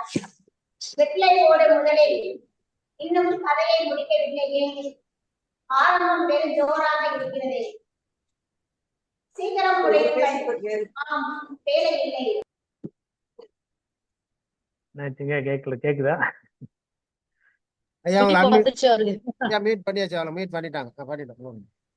நீங்க தயவு செஞ்சு இதுல இருந்து கேட்க முடியும்னா கேளுங்க, இல்லைன்னா அந்த பணியை கவனிங்க. நல்ல பணி நீங்க செஞ்சிட்டு இருக்கீங்க, அதை கவனிங்க. இதுக்காகவே உட்கார்ந்து காட்சி உரை உருவாக்கப்பட்டிருக்கு. உங்களுக்கு தொழில்நுட்பத்தின் காரணமாக எப்படி தெரியுதுன்னு எனக்கு தெரியல. இதுக்காகவே சில நாட்களை செலவு செய்து நான் அதை உருவாக்கியிருக்கேன். இதில் கேட்பவர்கள் இது பயன் இருக்குன்னு நினைக்கிறவங்க மட்டும் இதுல இருக்கலாம். ஏதோ பேர் கொடுத்துட்டு நான் இது பண்ணி நான் வேற வேலை பார்த்துட்டு இருக்கேங்கிறதுக்கான இடம் இது இல்லைன்னு நான் நினைக்கிறேன். இதற்காக இவர்கள் மெனக்கட்டு இதை ஒருங்கிணைக்கல. செய்திகள், நம்முடைய செய்திகள் சென்று சேரணும், அடுத்த தலைமுறைக்கு போகணும் அப்படிங்கிறது நம்ம பேராசிரியர்கள் அந்த நோக்கத்தோடு தான் இவர்கள் ஒருங்கிணைப்பு செய்யறாங்க. அந்த நோக்கத்தோடு தான் நாங்களும் இங்க பேசிட்டு இருக்கோம். இந்த இதுல இன்னும் சரியா சொல்லணும்னா, வெளிப்படையா சொல்லணும்னா, அவர்களும் உங்களிடத்துல எந்த தொகையும் வாங்கல, நாங்களும் எந்த தொகையும் வாங்காததான் இங்க பேசிட்டு இருக்கோம். அதனால தயவு செய்து சந்தேகங்கள் இருந்தா கேளுங்க. எங்கேயோ பாடம் நடத்திக்கிட்டு பக்கத்துல செல்ல போட்டுட்டு இருக்கிற இந்த வேலையெல்லாம் இருக்கக்கூடாது. தயவு செய்து அது நீங்க கிளம்பிடலாம். நான் சொல்றது யாருடைய மனதாவது புண்படுத்தினால் புண்படுத்திட்டு பரவாயில்ல, அதுதானே சொல்றோம் இல்லையா? அப்படி செய்யாதீங்க, தயவு செய்து செய்யாதீங்க. இதுக்குள் வாங்க. நான் எனக்கு தெரிந்த செய்தியை சொல்றேன். முடிவுல நீங்க உங்களுக்கு தெரிந்த செய்தியை எனக்கு சொல்லுங்க. இது ஒரு கலந்துரையாடல் தான், முடியானதா இதை அமைச்சுக்கிட்டா தான் நல்லா இருக்கும். இதற்குள் வந்து விடுங்கள் தயவு செய்து. சரி. மருத்துவன் அறவோன் நோய் மருங்கு அறிஞன் கற்றான் தீர்ப்பான். மருத்துவ கல்வி அன்றைக்கு இருந்திருக்கிறது, அதான் கற்றான்னு நான் சொல்றான். தீர்ப்பான், நோயை தீர்க்கக்கூடியவன். இவர்கள்லாம் இருந்திருக்காங்க. மருத்துவங்கிறதுக்கு 4 முக்கியமான கூறுகளை கொண்டது வள்ளுவர் சொல்றாரு. இத்தனை செய்திகள் நமக்கு இருக்கின்றன. அரும்பினி உருணருக்கு வேட்டது கூடாது, மருந்தாய்ந்து கொடுத்த அறவன் போல நற்றினை நமக்கு அழகாக விவரிக்கிறது. இதுல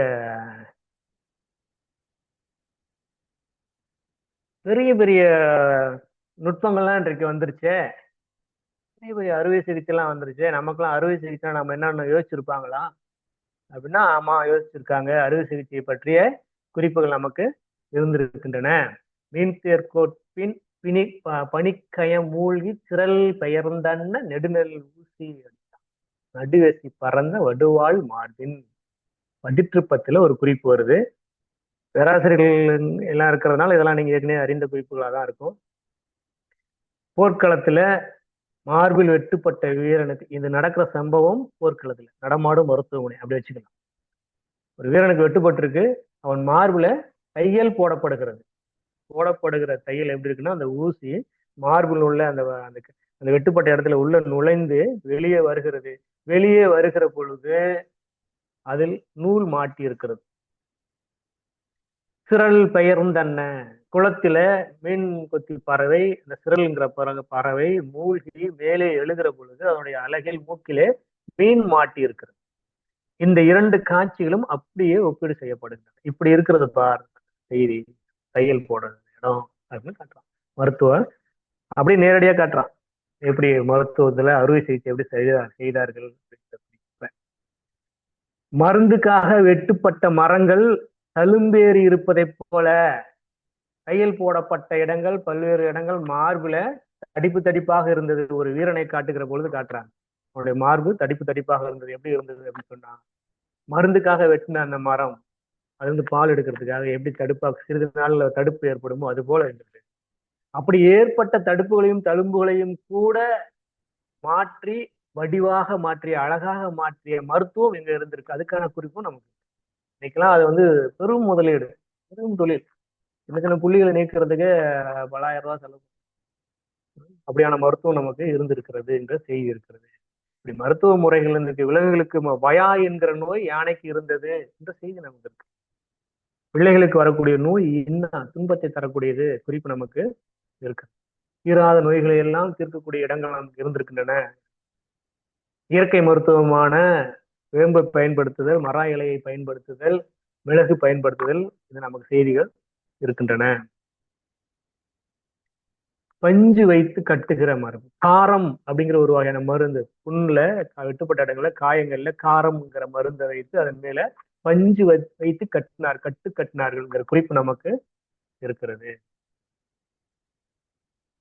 கால்நடைகளுக்கான மருத்துவம் பார்க்கப்பட்டது, போர்க்களத்தில் அடிப்பட்ட யானைகளுக்கு மருத்துவம் பார்க்கப்பட்ட செய்தி நமக்கு இருக்கிறது.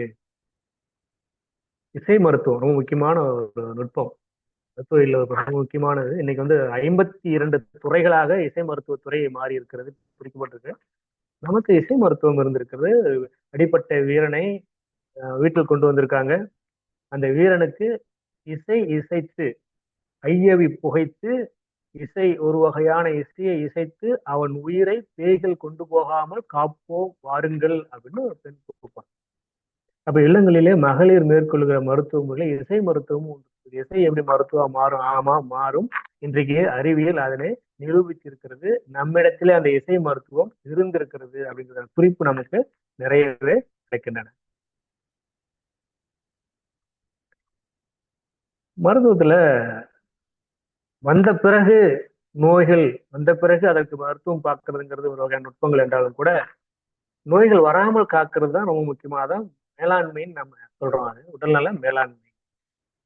அதுல 17 கீழ்கணக்குல ஆசார கோவை நிறைய விஷயங்கள் நமக்கு பதிவு செய்யுது. உண்ணும் முறை, எதை எப்படி உண்ணணும், உணவை எப்படி உண்ணணும்னு செய்தி சொல்றோம். இனிப்பான உணவுகளை முதலில் உண்ணுங்கள்,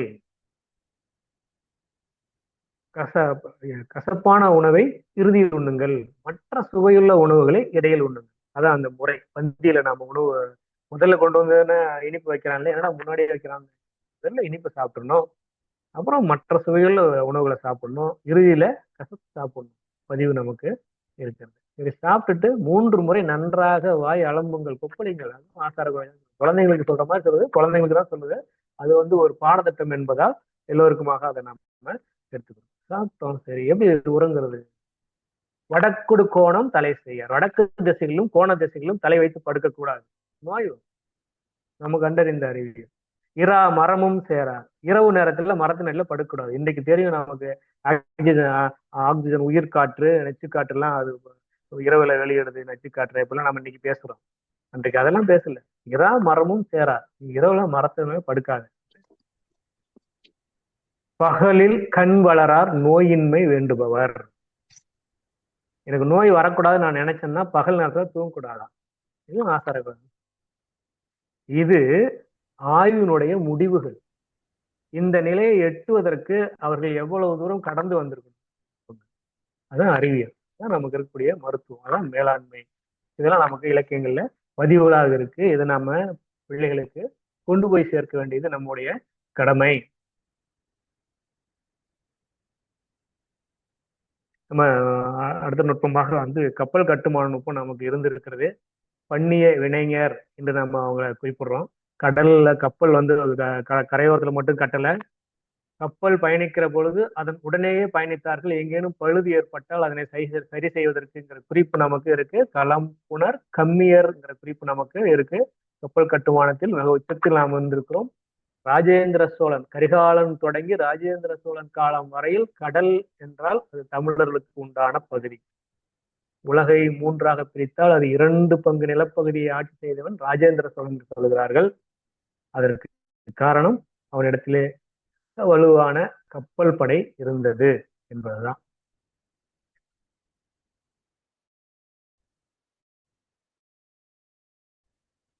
கரிகாலனை பத்தி சொல்லும் போது ஒரு குறிப்பு சொல்றாங்க. நளிர் முன்னீர் நாவாய் ஓட்டி வழி தொழில் ஆண்ட உறவோன் மருக களியல் யானை கரிகால் வளவ. ஒரு சேரனுக்கும் கரிகாலனுக்கும் நடந்த போரில வெண்ணிக்குழைத்தியார் பாடின பாட்டு இது. நீதான் வெற்றி பெற்ற, ஆனா புகழ் பெற்றது சேரன் புகழ் பெற்றுதான், தோற்று போனவன் புகழ் பெற்றான் நான் சொல்லக்கூடிய அந்த பாட்டு. அதுல வரக்கூடிய ஒரு செய்தி, இந்த கடல்ல வழங்கக்கூடிய காற்றினுடைய திசையை அறிந்து களத்திலே கப்பல்களை செலுத்தக்கூடிய நுட்பத்தை அறிந்த மரபிற்கு, அந்த பரம்பரைக்கு உரியவன் நீ சொல்கிறார்கள். கரும்பை எப்படி அதியமான் கொண்டு வந்து சேர்த்தான் என்ற குறிப்பு இருக்கிறதோ அதே போல களம் செய்கிற நுட்பத்தை, களம் செலுத்துகிற நுட்பத்தை உருவாக்கியவர்கள் சோழர்கள் என்பதற்கான குறிப்பு இந்த பாடம் நமக்கு கிடைக்கிறது. அதே போல களத்தினை கொண்டு யவன நாட்டோடு மெசபடோமியா ரோம் நகங்களோடு தொடர்பில் இருந்த வணிக தொடர்பில் இருந்த செய்தியை அகநானூறு காட்டுகிறது. யவனர் இருந்த வினயமானன்களும் பொன்னோடு கரியோடு பெயரும் செய்தி. மிளகு ஏற்றுமதி எகிப்து பிரமிடுகளில் மிளகு கண்டறியப்பட்டிருக்கிறது. அது தென்னகத்திலிருந்து கொண்டு போய் நம்முடைய தமிழக பகுதியிலிருந்து அங்கு சென்றதுங்கிறதுக்கான குறிப்புகளை இன்றைக்கு கண்டறிந்திருக்கிறார்கள். உலோகவியல் நுட்பம் இறுதி பகுதியாக உலோகவியல் நுட்பம் அப்படிங்கிறது நான் ஏற்கனவே சொன்னது போல கட்டடக்கலையியல் நுட்பமும் உலோகவியல் நுட்பமும் தமிழர்களுடைய தொன்மையை, சிறப்பை, அறிவை உணர்த்தக்கூடிய மிக முக்கியமான நுட்பங்களாக இன்றைக்கு வடிவம் பெற்றிருக்கின்றன. அதுல பேராசிரியரான நாமும் கவனம் செலுத்தணும். குறிப்பா நம் பகுதியில் இருக்கக்கூடிய தொழில் சான்றுகள் வழியாகவும் இலக்கியத்தின் வழியாகவும் இவற்றை நிரூபிப்பதற்கான வாய்ப்புகள் நமக்கு அதிகமாக இருக்கிறது. ஒரே ஒரு சொல் போதும் ஒரு இனத்தினுடைய உயர்வை உலகிற்கு ஒரு சொல் போதும். ஒரே ஒரு சொல் மட்டும் வைத்துக்கொண்டு ஒரு இனத்தினுடைய தொன்மையை நாம் நிரூபிவிட முடியும். அதை நாம் கவனிக்கிறோம். இங்கே உலோகங்கள் பற்றிய நுட்பம் நமக்கு வேணும்னா தனித்த உலோகம் இயற்கையில் கிடைக்கக்கூடியதுன்னு சொல்றாங்க. கலப்பு உலோகம் இருக்கிறது. தனித்த உலோகம் தான் முதலாக உலகம் முழுவதும் பயன்பாட்டில் இருந்தது. அது முதல் உலோகம். தனித்ததுன்னா தனித்ததாக இருக்கும். அதன் கூட்டு பொருளாக இருக்காது. எந்த ஒரு உலோகத்தோடும் வேதிவினை அது புரியாது. எதுன்னா தங்கம். நம்ம இடத்துல தங்கம் இருந்தது. ஒரு வேடுவன் யானை தந்தத்தை எடுத்து போய் மலையில் குத்தி தங்கத்தோடைய துகள்களை கட்டி கொண்டு வந்து கொடுத்து விட்டு கள் குடித்து சென்றான்கிற செய்தியை நமக்கு அகநானூறு பதிவு செய்கிறது. அதே போல உலைக்களம், இரவு நேரத்தில் கூட மின்மினி பூச்சிகளைப் போல அங்கிருந்து பொறிகள் எழுந்து கொண்டே இருக்கின்றன, ஆயுதங்கள் உற்பத்தி செய்யப்பட்டு கொண்டே இருக்கின்றன, புலங்கு பொருட்கள் உற்பத்தி செய்யப்பட்டனங்கிற செய்திகளும் நமக்கு வந்திருக்கின்றன. இதுல முக்கியமா தொழில் கிடைத்த பொருட்கள் மிக முக்கியமானவை. ஆதிச்சநல்லூர்ல கிமு 9ஆம் நூற்றாண்டுக்குரிய பொருட்கள் நமக்கு கிடைக்கின்றன. கீழடியில கிமு 6ஆம் நூற்றாண்டுக்குரிய பொருட்கள் கிடைக்கின்றன. KNB ராவ் அவர்கள் அமெரிக்கா, கிரேக்கம், கிழக்கிந்திய நாடுகளோடு இந்தியா இரும்பு பொருட்கள் ஏற்றுமதி செய்திருக்கிறதுங்கிற குறிப்பை சொல்றாங்க. ஏறக்குறைய 3900 ஆண்டுகளுக்கு முற்பட்டதாக வட இந்திய இரும்பு காலம் அறிந்த உலோகவியல் நுட்பங்கள் இருந்திருக்கின்றன என்கிற செய்திகளை நாம பார்க்கிறோம். பொற்பனையில கிடைச்ச தோடு சொன்னேன் இல்லையா, அந்த தோடு,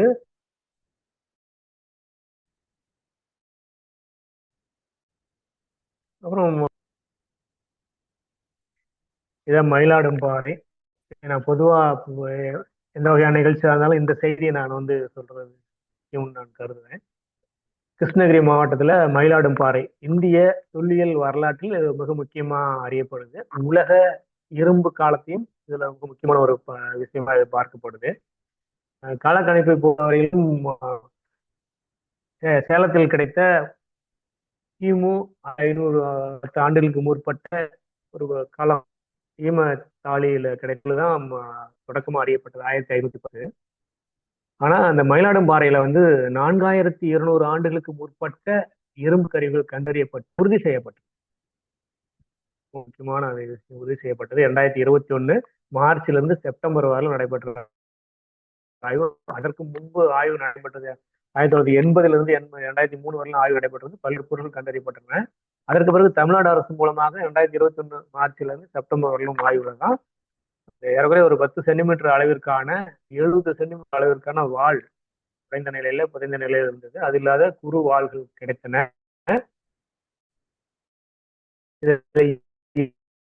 இரண்டு வகையான அதன் மூலமாக அவங்க பரிசோதித்த பொழுது காலம் 1672 கண்டுபிடிக்கப்பட்டது. இத ஒட்டுமொத்தமா பார்க்கிற பொழுது 4200 ஆண்டுகளுக்கு முன்பாகவே இங்க இரும்பு பயன்பாட்டுல இல்ல, எஃகு இரும்பினுடைய அடுத்த இடம் வாள் வடிவமைப்பதற்கு இரும்பிலிருந்து பதப்படுத்தப்பட்டதுதான் இருந்திருக்கு. அப்போ அதோட தொன்மையை நாம கணக்கிட்டுக் கொள்ளலாம். இது கிருஷ்ணகிரி மாவட்டம் மயிலாடும்பாறை அப்படிங்கிறதுல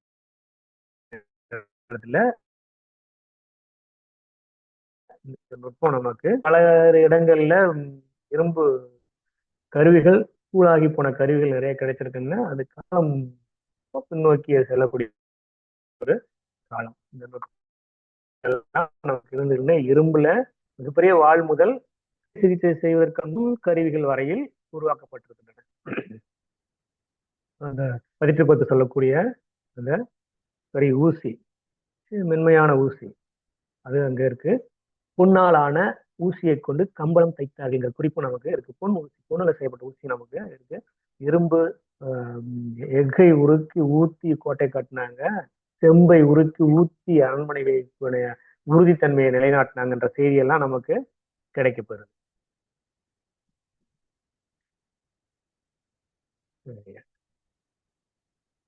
மகிழ்ச்சி. இல்லை, இது இப்போ வந்து நான் என்ன சொன்னது போல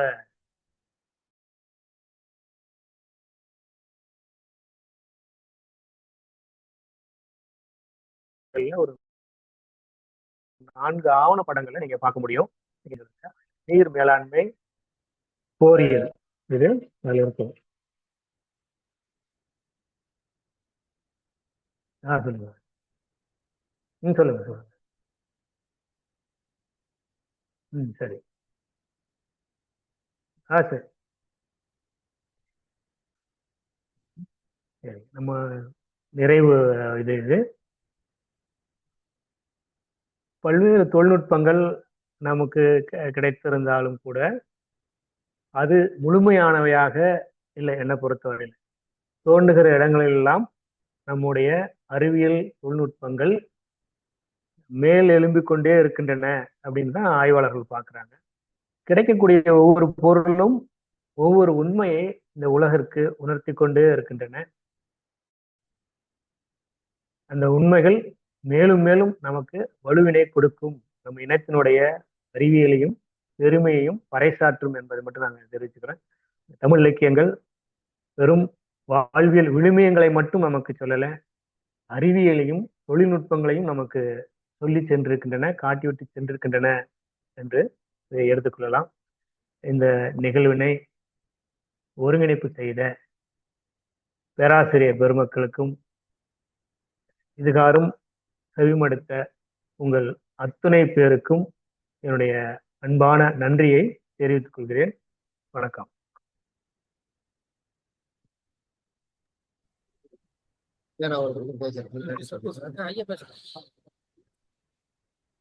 பல நூற்றாயிரக்கணக்கான ஆண்டுகளுக்கு முன்னமிருந்தே, லட்சக்கணக்கான ஆண்டுகளுக்கு முன்னிருந்தே மனித இனம், அதாவது நாம சொல்லிக்கிற மனித இனத்திற்கு மட்டுமன்றி மன்பதை உலகில் வாழும் 84,100,000 என்று சொல்வார்கள், 84 லட்சம் யோனி பேதம், அத்தனை உயிரினங்களையும் தன்னை போலவே கருதி அவர்களுக்கும் நன்மை தரக்கூடிய வகையிலே அறிவு சார்ந்த வாழ்க்கை தொழில்நுட்பங்களை அமைத்து கொண்ட தமிழர்களின் அழிக்கப்பட்டவை அழிந்தவை போக கிடைத்துள்ள தடயங்களை தேடி தேடி மேற்கோள் காட்சியாக நமக்கு காட்டி ஆகச்சிறந்த கற்பித்தலை பகிர்தலாக அமைத்து, அதுதான் ஐயாவோட ஆற்றல், பகிர்தலாக அமைத்து பழந்தமிழரின் அறிவியல் சார் வாழ்க்கை தொழில்நுட்பங்களை மனதிலே பதிய வைத்து இன்னும் மேலதிகமான ஆய்வு பார்வைக்கு தமிழ் சமூகம் செல்ல வேண்டிய கடமையை அறிவுறுத்தியுள்ள ஆய்வு பெருந்தகையாளர் அவர்களை வியந்து பணிவோடு நன்றி சொல்லி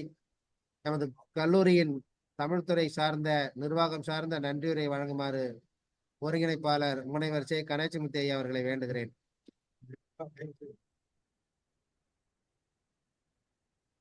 ஐயா வணக்கம். ஐயா வணக்கம். வணக்கம். அரிய ஒரு தலைப்பு, அருமையாக நீர் மேலாண்மை, கட்டடக்கலையினுடைய நுட்பங்கள், விவசாயத்தினுடைய நுட்பங்கள், மருத்துவ நுட்பங்கள், இப்படி அரிய கருத்துக்களை ஐயா அவர்கள் எல்லோருக்கும் பயன்பெறுகின்ற வகையிலே வழங்கியிருக்கின்றார்கள். ஐயா அவர்களுக்கு, அதாவது கல்லூரியினுடைய நிர்வாகத்தின் சார்பாகவும் தமிழ்துறையின் சார்பாகவும் சிறந்தாழ்ந்த நன்றியினை இந்த நேரத்திலே உரித்தாக்கிக் கொள்கின்றோம். இந்த பயிலரங்கத்தில் திறன் மேம்பாட்டு பயிற்சியில் கலந்து கொண்டு அமைதி காத்து பயன்பெற்றுள்ள பேராசிரியர் பெருமக்களுக்கும் எங்களுடைய கல்லூரி நிர்வாகத்தின் சார்பாக நன்றியினை தெரிவித்துக் கொள்கின்றோம். ஐயா அவர்களுக்கு மீண்டும் சிறந்தாழ்ந்த நன்றியினை எங்கள் கல்லூரி நிர்வாகத்தின் சார்பாக தெரிவித்துக் கொள்கிறேன். நன்றி, வணக்கம். இத்துடன் இந்த நிகழ்வு நிறைவுறுகிறது. அடுத்த நாள் அடுத்த நிகழ்வு தொடங்கும் என்பதை இந்த நேரத்திலே தெரிவித்துக் கொண்டு முடித்துக் கொள்கிறோம். நன்றி, வணக்கம்.